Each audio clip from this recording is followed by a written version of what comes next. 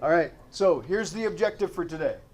We want to be able to find the inverse of a matrix. You did this last year. We're going to do 2x2s and 3x3s, but we're going to do a little bit of a review. When we're multiplying matrices, remember, the inner dimensions have to be the same, and it ends up with the outer dimensions. So this should be a 2x2. So I've written down a 2x2. I've got 4 spots I need to fill in. This one is in the first row, first column. So I'm going to take the first row, and I'm going to multiply it with the first column. So I'm going to multiply the 2 with the -4, that's -8. The 6 with the 2, that's a 12. -8 plus 12 is going to be a 4. So that first entry is a 4. This one right here is in the first row, second column. So I'm just going to slide this over, and I'm going to multiply the first row with the second column. So 2 and 3 make 6. 1 and 6 make 6. Add those together, and I end up with a 12. So I've got 4 12s so far. This one right here is second row, first column. So I'm going to take the second row, multiply it with the first column. -1 and -4, those multiply to be 4. -5 and 2 multiply to be -10. So this is going to be, correct me if I'm wrong, -6. Yes. And then the last one is going to be second row, second column. Please stop. Thanks. Second row, second column. So second row with the second column. -1 times 3 is -3. -5 times 1 is -5. So combine those together and we end up with -8. Any questions there? No. Dane, what do we call this? A augment. No. Nope. It's called the identity matrix. Identity matrix. Identity matrix is the matrix equivalent of a 1. So since this is a 2x2 and that's a 2x2, we multiply those together. We're going to get a 2x2. It's just going to be exactly the same. So it's going to be 2, 6, 8, and -5. Raise your hand if you knew both of those. Okay. I know the first. All right. So when we reviewed, pardon me, when we reviewed matrix operations in 7.3, we didn't talk about division. You can't divide matrices. You can kind of compensate by multiplying by the inverse. So would you underline that right here? And would you take a look at the last of this next paragraph? This is 5. This is the inverse of 5. It's the same as writing a 1/5. We just write it with an exponent rather than writing it as a fraction. So 5 times a 5th equals 1. If you used exponent rules and stuff like that, it would be 5 to the 0. That would still equal 1. Those are going to undo each other. So the way we tell for sure whether or not matrices are inverses of each other is their product is the identity matrix. So you can check and see whether or not matrices are inverses of each other by just checking to see if when you multiply them, do you end up with the identity matrix. So we're going to do the same thing again, and it's quicker to do it by hand than type it in the calculator. No, it's not. Yes, it is. No, it's not. So all we have to do is write down a 2x2, and we've got 4 spots to fill in. I'm going to take the first row, multiply it with the first column. -4 times -3/4. The negatives turn into a positives. The 4's cancel, so I end up with a 3. -4 times the 1/2. Negative times a positive is a negative. Half of 4 is a 2, so I do 3 minus 2. I end up with a 1 right there. First row, second column. -1/4 times a half, -2. -4 times a -1/2. Negative times negative is a positive. Half of 4 is 2. So we've got a -2 and a +2. End up with a 0. Same thing for the next row. Second row, first column. Multiply these together. The negatives turn into a positive. The 4's cancel, so we end up with a 3. -6 times 1/2. We're going to have a negative, and then half of 6 is 3. So we get a 0. And you can already see the pattern. This is going to turn out to be the identity matrix, hopefully. We just need to check this last one. So this is -2 out of this one. And then +3 out of that one. Yeah. So we end up with a 1. So all we're checking to see is when we multiply these, do we end up with the identity matrix? If that's the case, then these are inverses of each other. So this one is yes, inverses. Mason. So, just like a normal number, the inverse of the inverse is the original number you started with, right? The inverse of the inverse is the original. Yeah, they're inverses of each other. Yeah. So if you found the inverse and got this and found the inverse of that, you'd go right back where you started. Yep. So that's a 2 by 2. Okay, notice that the one's down the wrong diagonal, so that's not the identity matrix. We want to multiply these together and we want to see if we get the identity matrix. No fractions or anything here, so I'm hoping this is pretty easy.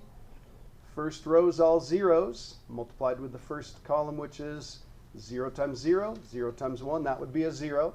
No, so it can't be already. Nope. Do we have to do the rest of it? No. No. Not inverses. Clever. Okay. So for the next one. Okay, last year you learned how to find 2 by 2 inverses. You learned how to do those by hand. I'm going to review that process right now, and you do need to know this because you need to be able to find determinants. You also need to be able to find a 2 by 2 inverse by hand. It's not hard, it's a pretty easy process. First thing we do is we want to find the determinant. So remember what the determinant is. It looks like we put the matrix in absolute value bars. We multiply down the diagonal, then we subtract what we get when we multiply up the diagonal. So we're going to do this one right here. So multiply down the diagonal, that's a -3, so I'm just going to write det for determinant. That's a -3, minus what we get when we multiply up the diagonal, so that's going to be a 0. So that means the determinant is -3. So I'm going to put a dotted circle around that because we're going to use it again in just a second. We take this matrix and we rearrange the entries.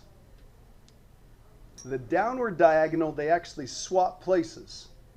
The upward diagonal, they just change to the opposite sign. So the downward diagonal, we're going to switch them. This is going to be a -3 and a 1. The upward diagonal, they just change signs. So you can't change the sign of the 0, so that's just going to be a 0. You change the sign of the 5, that's going to be a negative. And then to get the answer, it's 1 over the determinant times that little thing. This thing is called the transpose of the matrix of cofactors. You don't have to know that. We're going to put the 1 over -3 out front, and then we're just going to multiply. So this is going to be -1/3 times -3, that's a 1. -1/3 times -5, that's a 5/3. -1/3 times 0, that's a 0. And -1/3 times 1, that's a -1/3. That's the inverse. Yes. So we find the determinant, that's step 1. We switch the 2 of these, we change the signs of the 2 of these. And then we do 1 over that determinant, multiply it by that matrix. This is the answer. Okay, any questions? Okay, raise your hand if you remember seeing that last year. Perfect. Let's take a look at this one. We want to find the determinant. So the determinant on this one, we multiply down. That's going to be a 12. I like writing the minus. We're going to multiply up the diagonal right here. That's a 12. So what's the determinant? 0, which means no inverse. What does it mean? No inverse. How come? Because. Oh yeah. Because 0 Not over quite. is 1 over 0. There we go. Okay, because right here in the formula, you've got 1 divided by the determinant. Okay, if the determinant is equal to 0, not going to have an inverse. So if you ever find this, we just write no inverse. The other thing is, it has to be a square matrix to have an inverse.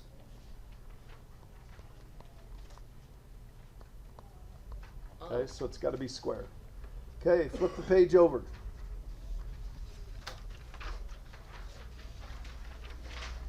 Two by 2s by hand. 3 by 3s you can use a calculator. So grab your calculator. Yeah.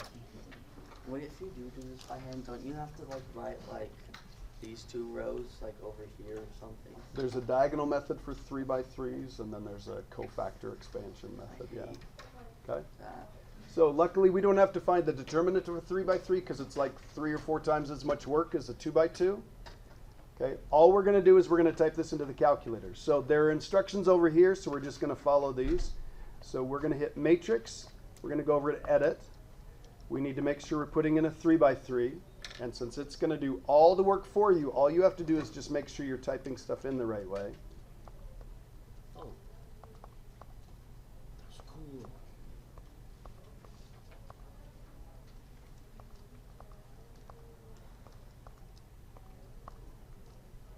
So double check on the edit screen, make sure everything's good.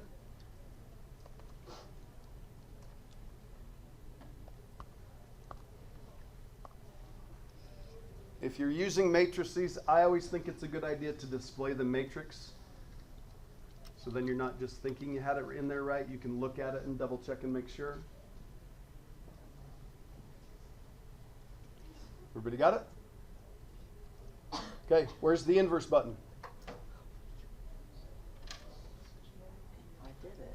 Where's the inverse button? It's somewhere on there. The one that you press to go into the matrix. Colson, what is it? The one that you press to Okay, go it's into the one you press to go into the matrix. It's literally called the inverse key because this is x to the negative 1. That is the inverse of 5. If you put in a 5, it would spit out a 1/5. So we're going to grab the name of the matrix. So we're going to grab, we're going to grab name A. We hit that button right there. We hit enter. It gives us this. Oh, I got that. That's a mess. Any ideas? Fractionize it. Zach? Math. Yep. Just hit math and enter. It'll change it to a fraction.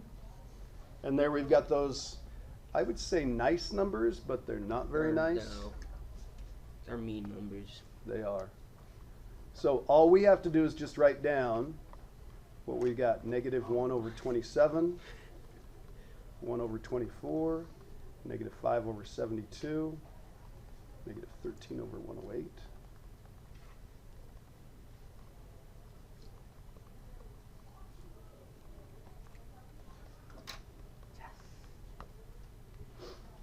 That's a 4.